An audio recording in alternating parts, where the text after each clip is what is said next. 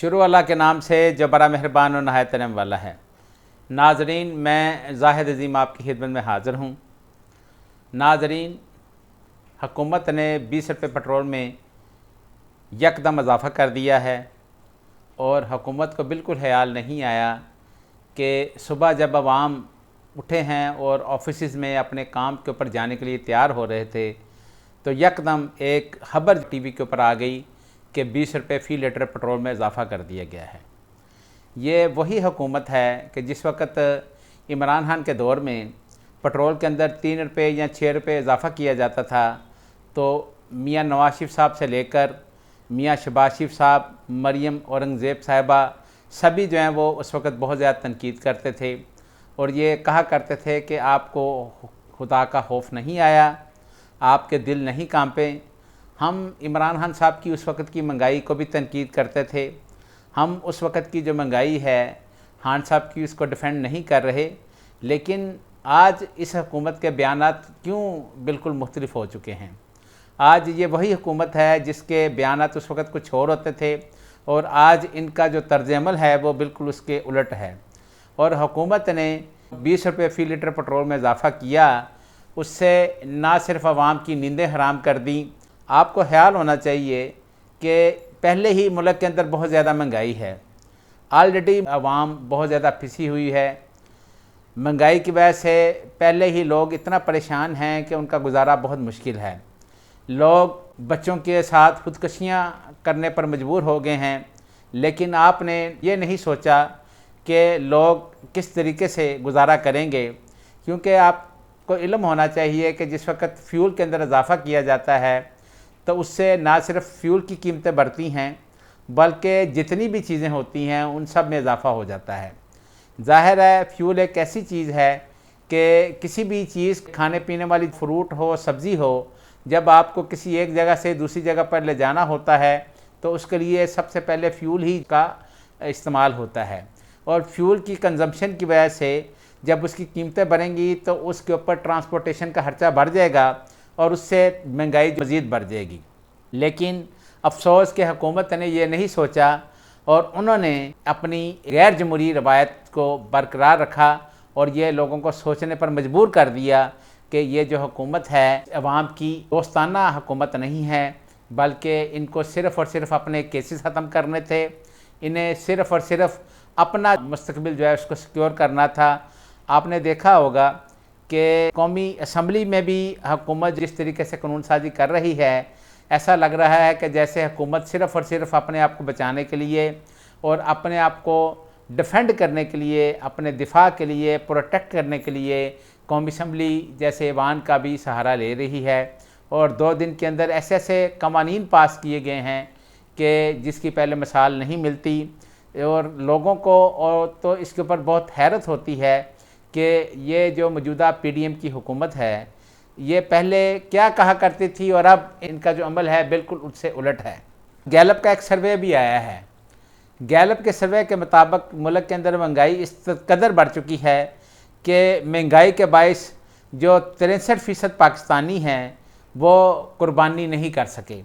यानी इस साल महंगाई की वजह से 63% जो पाकिस्तानी थे उन्होंने ये कहा है कि हम कुर्बानी नहीं कर सके, बल्कि जो 76% पाकिस्तानी हैं उन्होंने कहा कि इस ईद उल ज़ुहा के मौका के ऊपर उन्होंने कोई नए कपड़े नहीं बनाए। उसके अलावा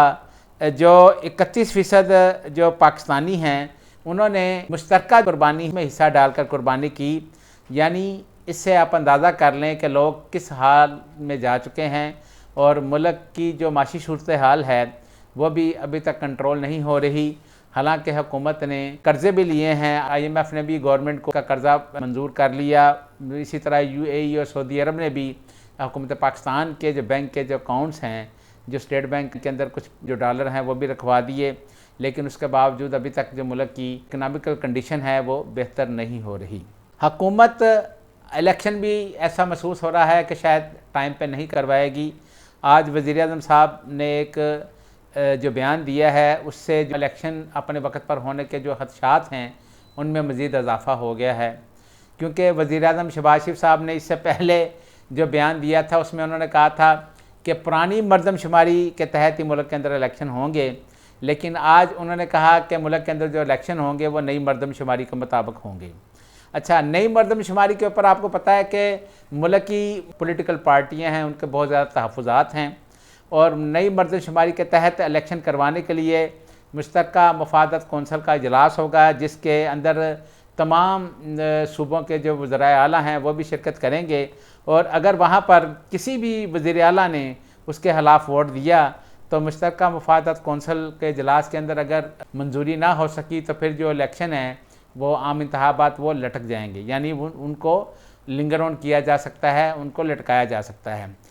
वज़ीर आला सिंध वहाँ पर ऑलरेडी कह चुके हैं कि मरदमशुमारी के ऊपर उनके बहुत ज़्यादा तहफ़्फ़ुज़ात हैं और उन्होंने ये भी कहा है कि वो मुश्तरका मुफादत कौंसल के इजलास में शायद इसके ख़िलाफ़ वोट देंगे।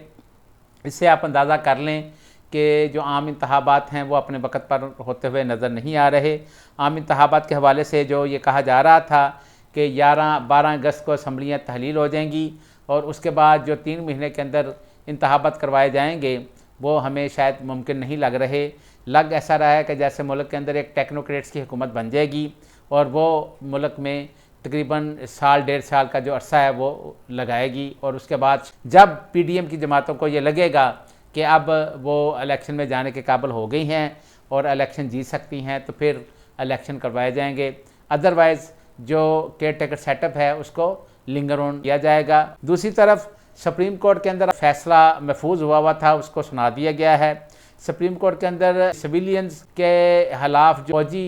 अदालतों के अंदर ट्रायल के हवाले से फुल कोर्ट बनाने की जो इस्तता की गई थी उसको सुप्रीम कोर्ट ने रिजेक्ट कर दिया है और अब सुप्रीम कोर्ट का जो 6 रुकनी बेंच है शायद वही इसकी समाअत करेगा। सुप्रीम कोर्ट के जो 6 रुकनी बेंच सरबराही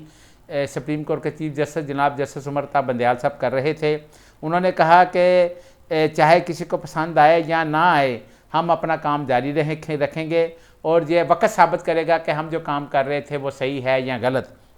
बहरहाल उन्होंने आज फुल कोर्ट बनाने की जो हुकूमत की इस्तदाद थी उसको मुस्तरद कर दिया और अब यही जो 6 रुकनी बेंच है वही इस केस के हवाले से मज़ीद जो है वो समाअत जारी रखेगा। वफाकी हुकूमत ने जिस तरीके से हम पहले भी बात कर चुके हैं कि कानून साजी हो रही है, असम्बलियों से कवानीन पास करवाए जा रहे हैं, ये लग ऐसा रहा है कि जैसे हुकूमत सिर्फ़ और सिर्फ अपने जो केसेस हैं उसको ख़त्म करवाने के लिए और अपने आप को प्रोटेक्ट करने के लिए ये कवानीन जो हैं वो पास करवा रही है। हत्ता के बहुत सारे जो अरकान असम्बली हैं उनको भी इससे बिल्कुल लाइल्म रखा जा रहा है, उनको भी पता नहीं होता कि ये कौन से कवानीन जो हैं पास करवाए जा रहे हैं। लेकिन हुकूमत जो है अपनी आखिरी वक्त के अंदर बहुत सारी कानून साजी कर रही है जो कि एक रिकॉर्ड कानून साजी होगी जिस तरीके से कानून साजी आजकल की जा रही है। PTI ने आज एक जो बहुत पहले उनको काम कर देना चाहिए था आज उन्होंने किया है। PTI ने जो कौमी असम्बली के अंदर उनके जो कायदे हिज़्ब इख्तिलाफ राजा रियाज साहब थे जो तहरीक इंसाफ के